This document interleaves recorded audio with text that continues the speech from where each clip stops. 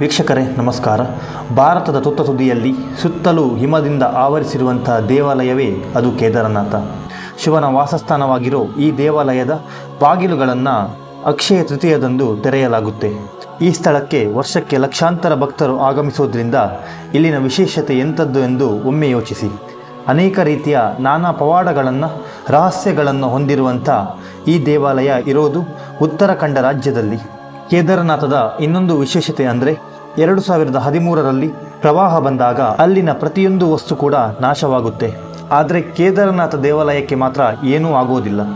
ಯಾಕಂದರೆ ಅದಕ್ಕೆ ಮುಖ್ಯ ಕಾರಣ ಕೇದಾರನಾಥ ದೇವಾಲಯದ ಹಿಂದೆ ಇರುವಂತಹ ಕಲ್ಲು ಬಂಡೆ. ಕೇದಾರನಾಥದಲ್ಲಿ ಪ್ರವಾಹ ಬಂದಾಗ ಎಲ್ಲಿಂದಲೂ ಬಂದ ಕಲ್ಲು ಬಂಡೆ ಈ ದೇವಾಲಯಕ್ಕೆ ಅಡ್ಡವಾಗಿ ನಿಲ್ಲುತ್ತೆ. ಇದರಿಂದಾಗಿ ಕೇದಾರನಾಥದ ಕಡೆ ಬರುತ್ತಿದ್ದಂತಹ ನೀರು ದೇವಸ್ಥಾನಕ್ಕೆ ಪ್ರವೇಶಿಸದಂತೆ ರಕ್ಷಾ ಕವಚದಂತೆ ರಕ್ಷಣೆ ನೀಡಿದೆ. ಇದರಿಂದ ಇಂದಿಗೂ ಈ ಕಲ್ಲು ಕೇದಾರನಾಥದ ಹಿಂದೆ ಇದೆ. ಹೀಗಾಗಿ ಈ ಕಲ್ಲು ಕೇದಾರನಾಥ ದೇವಾಲಯದ ರಕ್ಷಾ ಕವಚದಂತೆ ಕಾಪಾಡ್ತಾ ಇದೆ. ಈ ರೀತಿಯಾಗಿ ಇಲ್ಲಿನ ದೇವಾಲಯವು ರಹಸ್ಯವಾಗಿ ಮಾರ್ಪಟ್ಟಿದೆ. ಇನ್ನು ಇಲ್ಲಿನ ಪೌರಾಣಿಕ ಕಥೆಯ ಮೂಲಕ ಹೇಳೋದಾದರೆ, ಕುರುಕ್ಷೇತ್ರ ಯುದ್ಧದ ಸಮಯದಲ್ಲಿ ಮಾಡಿದ ಪಾಪಗಳಿಗೆ ಪಶ್ಚಾತ್ತಾಪ ಮಾಡಿಕೊಳ್ಳಲು ಪಾಂಡವರು ಬಯಸ್ತಾರೆ. ಹೀಗಾಗಿ ಅವರು ತಮ್ಮ ರಾಜ್ಯದ ಆಡಳಿತವನ್ನು ತಮ್ಮ ಬಂಧುಗಳಿಗೆ ಒಪ್ಪಿಸಿ ಶಿವನನ್ನು ಹುಡುಕಿಕೊಂಡು ಆತನ ಆಶೀರ್ವಾದವನ್ನು ಪಡೀಲಿಕ್ಕೆ ಹೊರಡ್ತಾರೆ. ಆದರೆ ಶಿವ ಇವರಿಗೆ ಸಿಗದೆ ತಪ್ಪಿಸಿಕೊಳ್ಳಲು ಬಯಸ್ತಾನೆ ಹಾಗೂ ಗೂಳಿಯ ಅಂದರೆ ನಂದಿಯ ರೂಪವನ್ನು ಧರಿಸ್ತಾನೆ.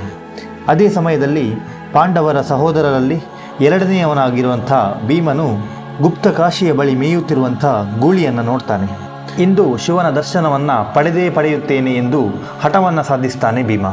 ಹಾಗೆ 2 ಪರ್ವತಗಳ ಮೇಲೆ ಕಾಲಿಟ್ಟು ಹಸುಗಳು ಹೋಗುವ ದಾರಿಯಲ್ಲಿ ನಿಂತು ಬಿಡ್ತಾನೆ.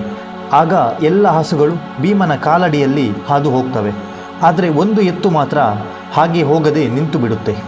ಇದನ್ನು ನೋಡಿದಂಥ ಭೀಮನು ಈತನೇ ಶಿವನು ಎಂದು ತಿಳಿದು ಆತನನ್ನು ಹಿಂಬಾಲಿಸಿಕೊಂಡು ಹಿಡಿಯಲು ಮುಂದಾಗ್ತಾನೆ. ಆಗ ಆ ಎತ್ತು ತಪ್ಪಿಸಿಕೊಳ್ಳಲು ನೆಲದಲ್ಲಿ ಕಣ್ಮರೆಯಾಗಿ ಹೋಗುತ್ತೆ. ಇದನ್ನು ಗಮನಿಸಿದ ಭೀಮ ಎತ್ತುವಿನ ಡುಬ್ಬವನ್ನು ಹಿಡಿದು ಮೇಲೆತ್ತುತ್ತಾನೆ. ಹೀಗಾಗಿ ಎತ್ತಿನ ಡುಬ್ಬ ಇಂದಿಗೂ ಕೇದಾರನಾಥದಲ್ಲಿ ತಿಳಿದು ಬರುತ್ತೆ.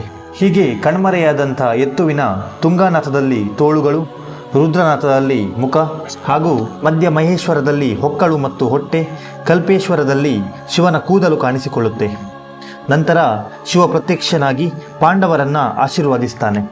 ಇಂತಹ 5 ವಿಭಿನ್ನ ರೂಪಗಳಲ್ಲಿ ಶಿವನ ಪುನರಾವರ್ತನೆಯನ್ನು ಮೆಚ್ಚಿದಂತಹ ಪಾಂಡವರು ಶಿವನನ್ನು ಪೂಜಿಸಲಿಕ್ಕೆ 5 ಸ್ಥಳಗಳಲ್ಲಿ ದೇವಾಲಯಗಳನ್ನು ನಿರ್ಮಿಸಿ ಶಿವನು ನೆಲೆಸುವಂತೆ ಪ್ರಾರ್ಥಿಸ್ತಾರೆ. ಹೀಗೆ ಈ 5 ಸ್ಥಳಗಳಲ್ಲಿ ಒಟ್ಟಾಗಿ ಪಂಚಕೇದಾರ ಎಂದು ಕರೆಯಲಾಗುತ್ತೆ. ಹೀಗೆ ಶಿವನನ್ನು ಅನಾದಿ ಕಾಲದಿಂದಲೂ ಪೂಜಿಸಿಕೊಂಡು ಬರಲಾಗಿದೆ. ವೀಕ್ಷಕರೇ, ಇಂತಹ ಪುಣ್ಯಕ್ಷೇತ್ರಕ್ಕೆ ಜೀವನದಲ್ಲಿ ಒಮ್ಮೆಯಾದರೂ ಹೋಗಬೇಕೆಂಬುದು ನಮ್ಮೆಲ್ಲರ ಆಸೆಯಾಗಿರುತ್ತೆ. ಅಲ್ಲಿನ ಪ್ರಕೃತಿಯ ಸೌಂದರ್ಯ, ಮುಗಿಲು ಮುಟ್ಟಿದ ವಾತಾವರಣ, ಕೇದಾರನಾಥ ದೇವಾಲಯದ ಪವಾಡಗಳು, ಇಂತಹ ಅನೇಕ ವಿಷಯಗಳನ್ನು ನಾವು ಇಲ್ಲಿ ತಿಳಿಯಬಹುದು. ಬಿಡುವಿನ ಸಮಯದಲ್ಲಿ ಒಮ್ಮೆ ಈ ಸ್ಥಳಕ್ಕೆ ಭೇಟಿ ಕೊಡಿ. ವೀಕ್ಷಕರೇ, ಇದಿಷ್ಟು ಕೇದಾರನಾಥ ದೇವಾಲಯದ ಒಂದಿಷ್ಟು ಮಾಹಿತಿಯಾಗಿತ್ತು. ಮತ್ತೆ ಸಿಗೋಣ.